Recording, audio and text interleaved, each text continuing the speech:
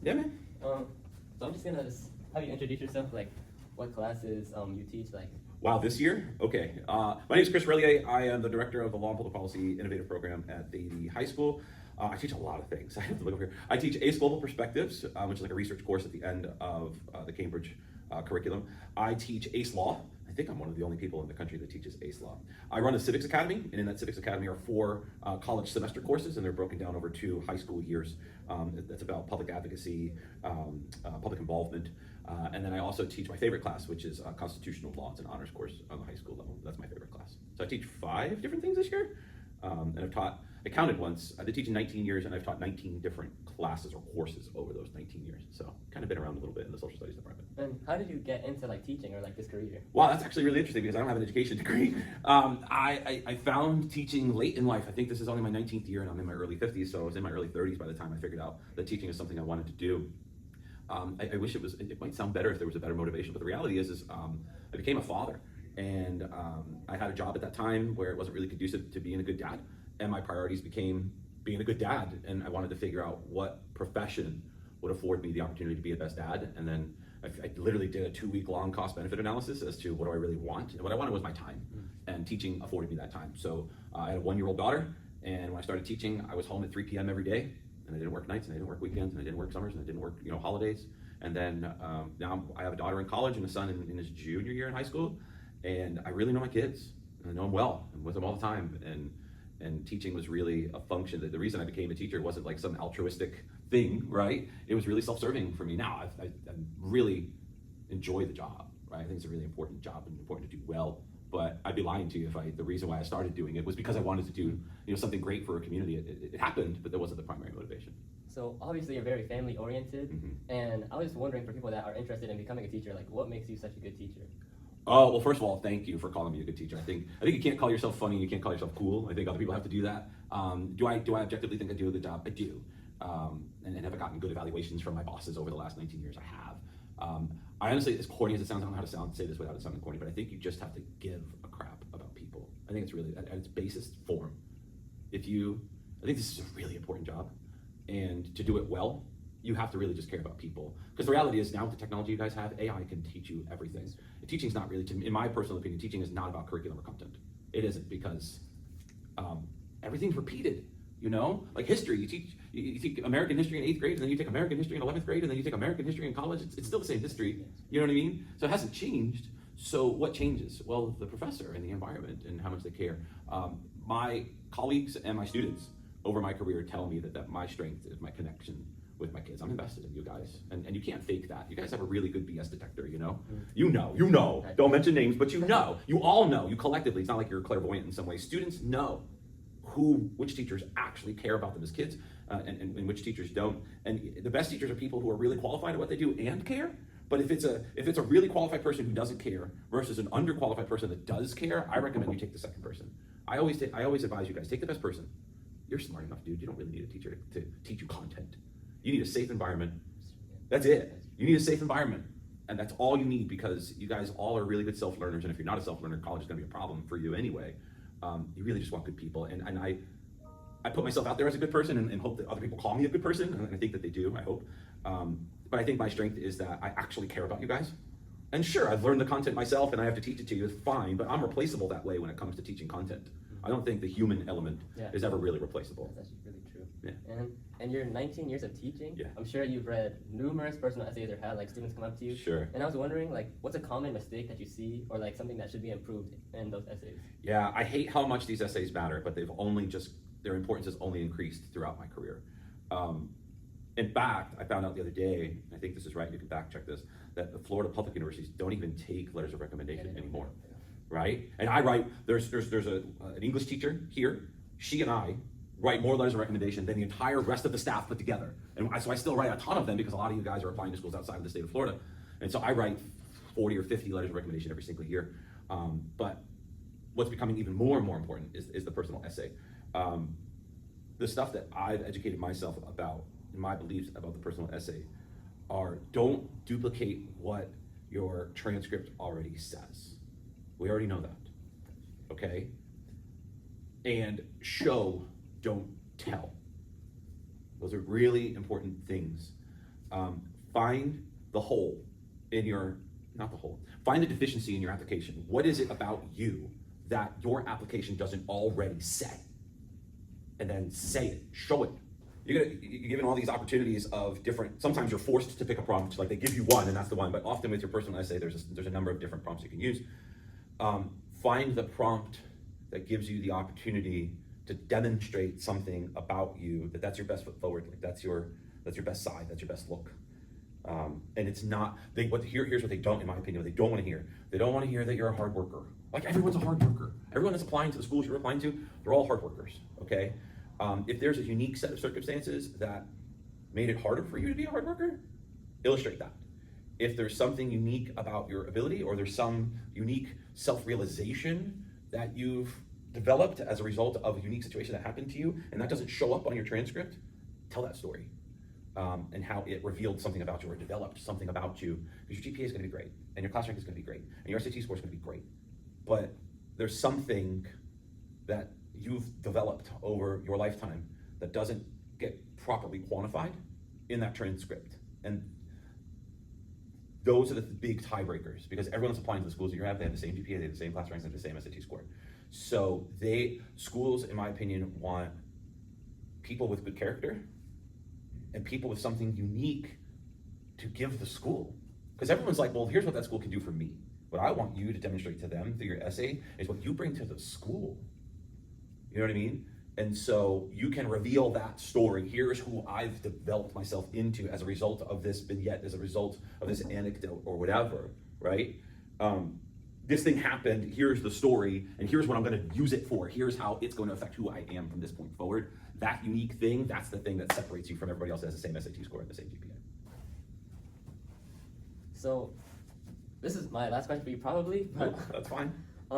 Obviously you found a really good career in teaching later in life. Yeah. And I was wondering if you had any advice for those on the path to college and nervous about their future and like finding a career that they actually like. Oh yeah, sure. So don't be afraid to fail. Okay? When you, I mean, you're 17 or 18, man, like you don't have it all figured out, and anyone that expects you to have it all figured out, they're misguided or wrong. You need to, in my opinion, have an idea of what you want to pursue, but also listen to the warning signs, man, right? So there's this balance between like persevering through what's tough and also paying attention to the signals that go, bro, this is not for you. Not that you're not smart enough, it's just it doesn't fulfill you, right? And pivot. So I have so many students whose families are very traditional in that sense, where they mandate that the child have a major that they pick. Like, this is what you're going to go study. You have to be sure. That's, again, it's misguided or just wrong.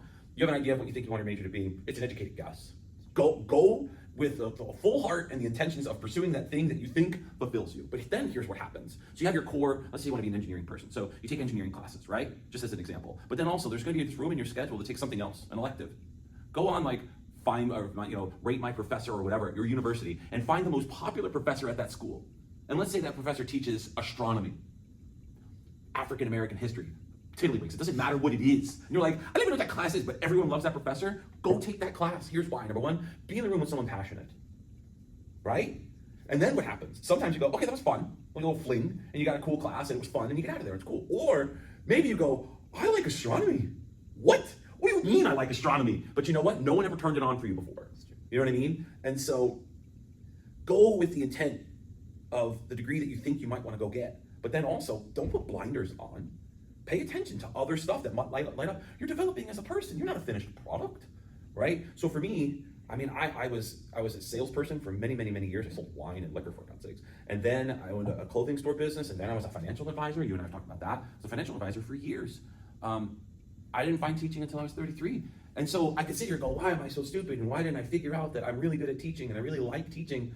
There's 11 years, that I could have been a teacher instead, right? From 22, graduating college, to 33. I wasted all this time. No, it's not a waste at all. First, I figured out what I didn't want. And to think that that's not important, you're wrong. And secondly, if I was a teacher coming out at 22 years old, do you think I would have the life experience and the wisdom? And I would be a terrible teacher. And then what happens is I fail at teaching because I'm a bad teacher, and then I go chase a different career for the rest of my life, and I'm misplaced. So instead, that failure, it's so productive. Go figure it out. Go try something with good intent.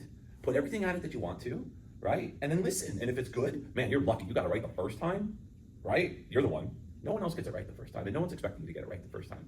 So get your degree in whatever you get your degree in, and pursue something, and listen to your gut. It'll tell you whether or not it's fulfilling you. And it's not about power, and it's not about money, and it's not about fame.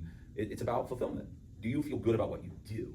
Because if you do, you'll make enough money. Oh my God. If you feel good about what you do, you'll be great at what you do. And if you're great at what you do, you'll get paid well for what you do. Just pursue something that fulfills you. Otherwise, you're going to wake up 55 years old with a mortgage and a wife, soon to be, you know what I mean? Soon to be divorced. Now you're going to be driving like a Porsche, and you know what I mean? There's like all sorts of like tropes that are going to happen now because honestly, you ignored stuff and you did things out of obligation and you didn't pursue something that fulfilled you. It's really, really important to bump around. Don't be afraid to be wrong. Don't be afraid to take chances. The time to take chances is when you're young and not married and you don't have a mortgage. That's the time to go figure it out.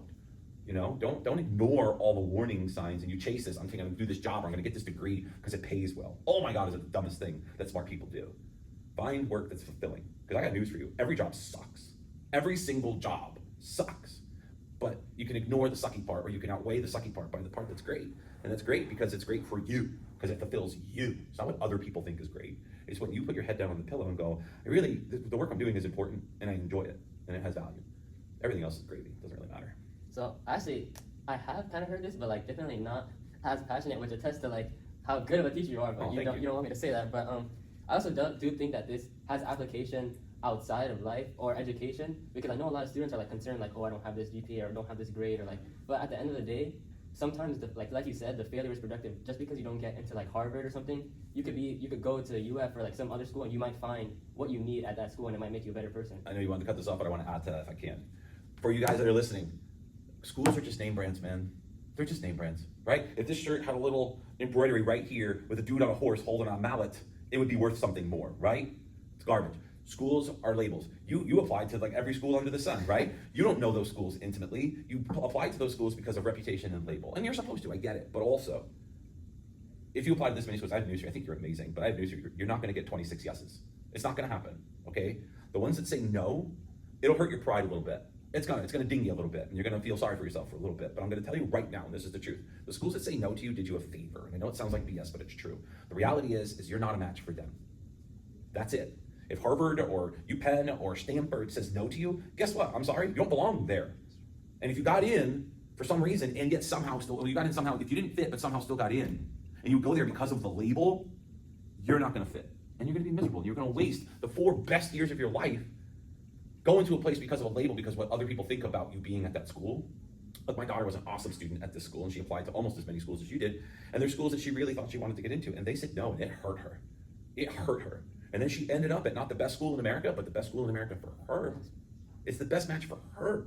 And I asked her after spending a year at that school, if the schools that said no to you now said yes to you, and it was free, would you go? And she's like, absolutely not.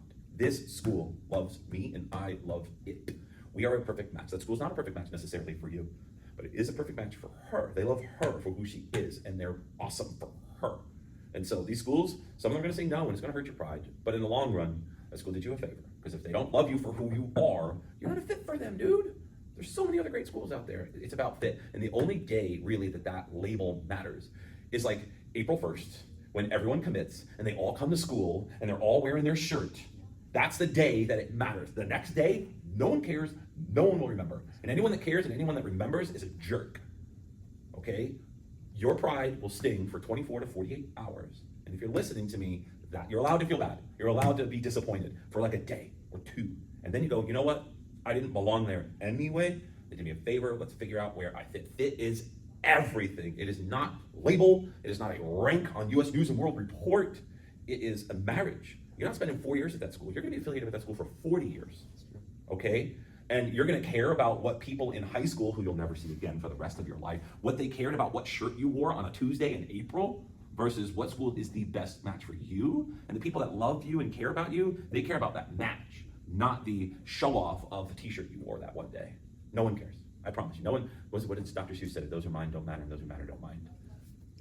Those who mind don't matter, and those that matter don't mind. The ones that love you will be really happy that you found the right fit, and that's where you belong. It's really important. Thank you, Mr. Relyea. I really appreciate your time. Thank you. Yeah, that's it.